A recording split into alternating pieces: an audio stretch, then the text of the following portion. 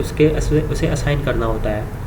जबकि हमारे पास ये एक फंक्शन नेम है जिसे हम कहेंगे फ्लोट स्क्वायर फ्लोट एक्स, ठीक है। इसमें फ्लोट क्या है, आपकी डाटा टाइप है, जबकि स्क्वायर आपके फंक्शन का नेम है, और फ्लोट एक्स क्या है, एक्स टाइम्स आपने इस वाले फंक्शन को स्क्वायर को एग्जीक्यूट करवाना है, ठीक है। प्रोग्राम स्टार्ट करते हैं। इंटीजर मेन कोई भी फंक्शन होता है, ठीक है। मेन ब्रैकेट्स जो है स्मॉल ब्रैकेट्स, इनका मतलब ये है कि ये फ़िलहाल आपके पास प्रोग्राम खाली है, इसके अंदर कुछ भी नहीं है। जैसे ही आप प्रोग्राम एंटर करते जाएंगे तो सब कुछ मेन में आपका स्टोर होता जाएगा। प्रोग्राम स्टार्ट करते हैं जी। फ्लोट, सबसे पहले हमने डाटा टाइप्स ली, वेरिएबल्स डिफाइन किए जिनको m और n दोनों हमारे पास वेरिएबल्स हैं। प्रिंट एफ जी, प्रिंट एफ करें enter some number for finding square, कोई भी नंबर एंटर करें जिसका आपने स्क्वायर लेना है, ठीक है।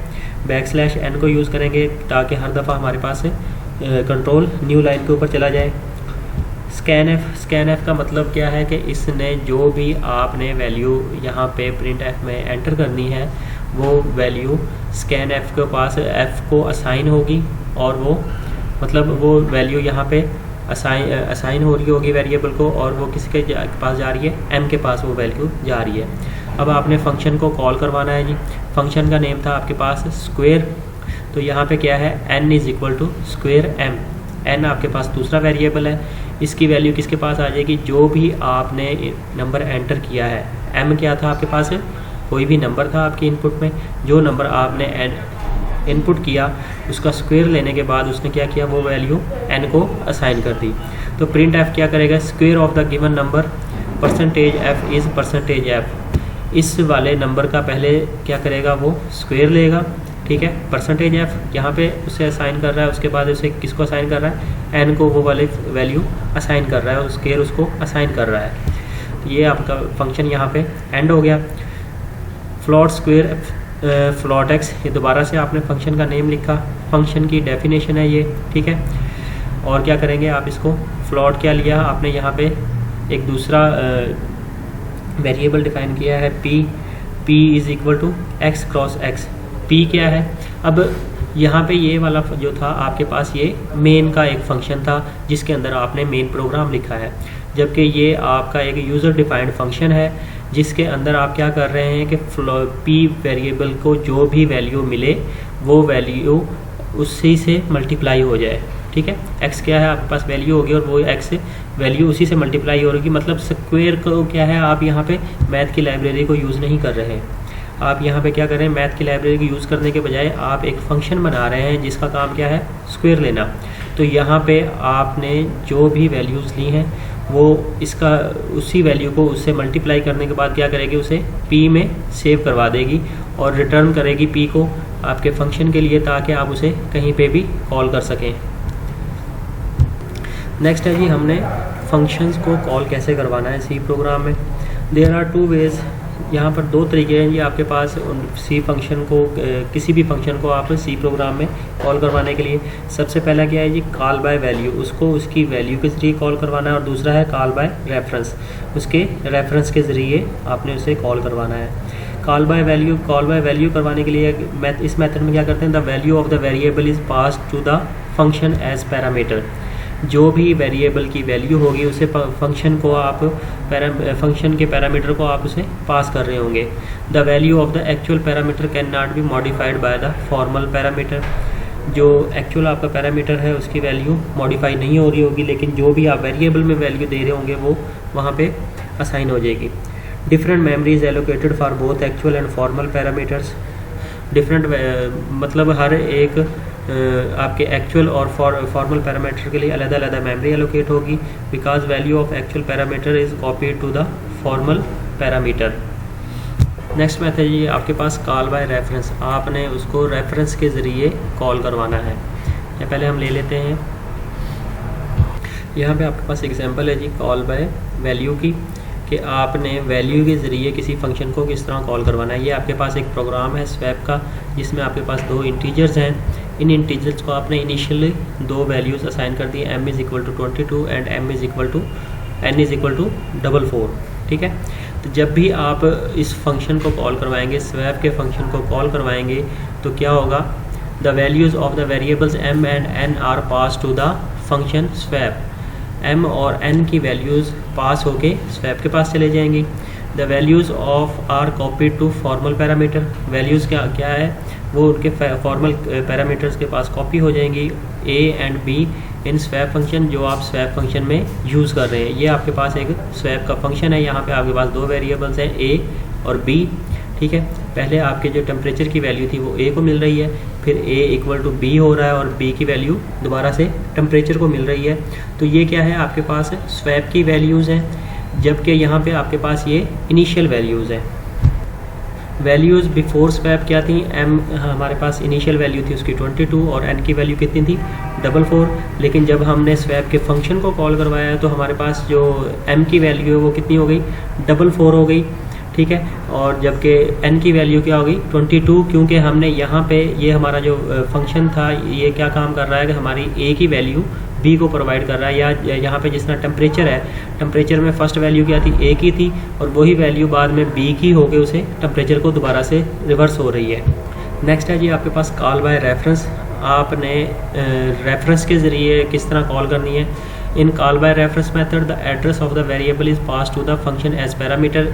इसमें क्या कर रहे होते हैं आप, वेरिएबल का एड्रेस है वो आप उसको पैरामीटर को पास कर रहे होते हैं। The value of the actual parameter can be modified by formal parameter. इसमें क्या है, आपके पास एक्चुअल पैरामीटर की वैल्यू मॉडिफाई हो रही होती है।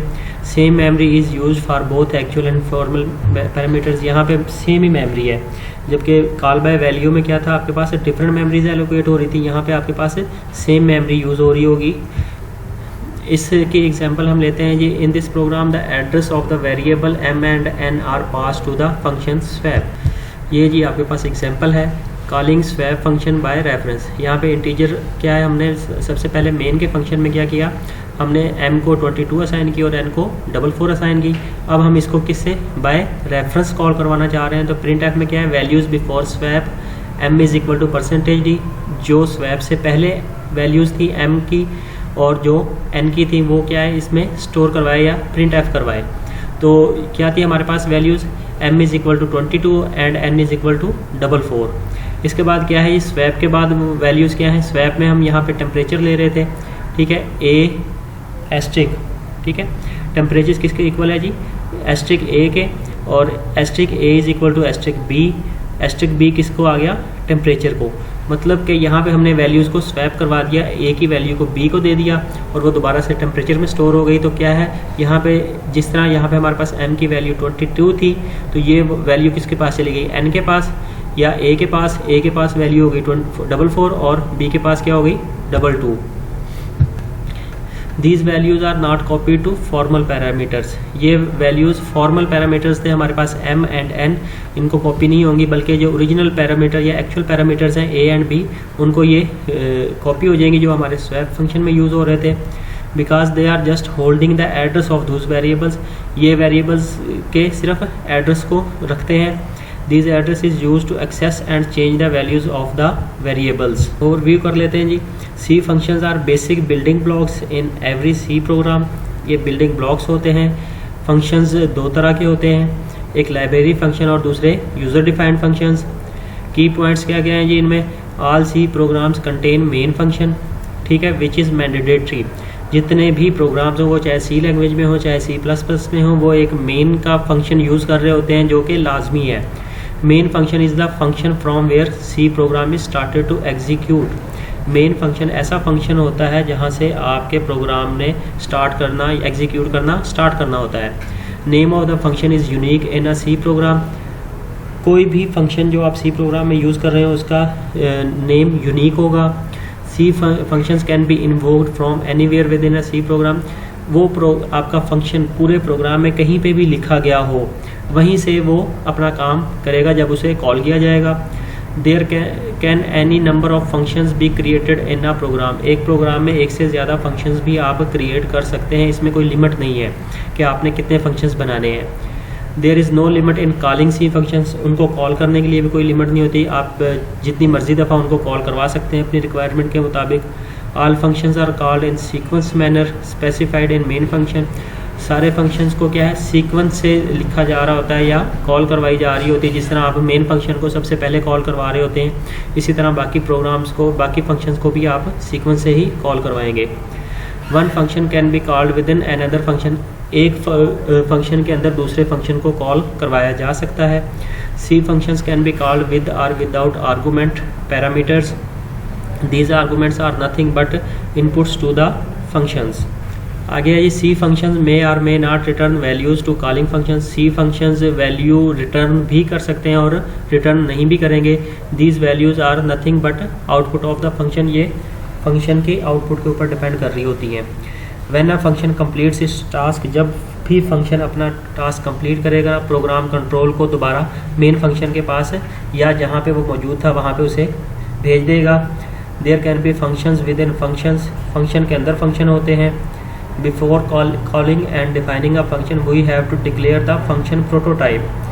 फंक्शन को कॉल करने से या डिफाइन करने से पहले क्या है, हमें उसकी प्रोटोटाइप लाजमी बताना होती है कि वो फ्लोट है, इंटीजर है, डबल है। जो भी हम प्रोटोटाइप उसमें यूज़ कर रहे हैं वो हमने लाजमी बतानी है ताकि कंपाइलर के लिए उसको यूज़ करना इजी रहे।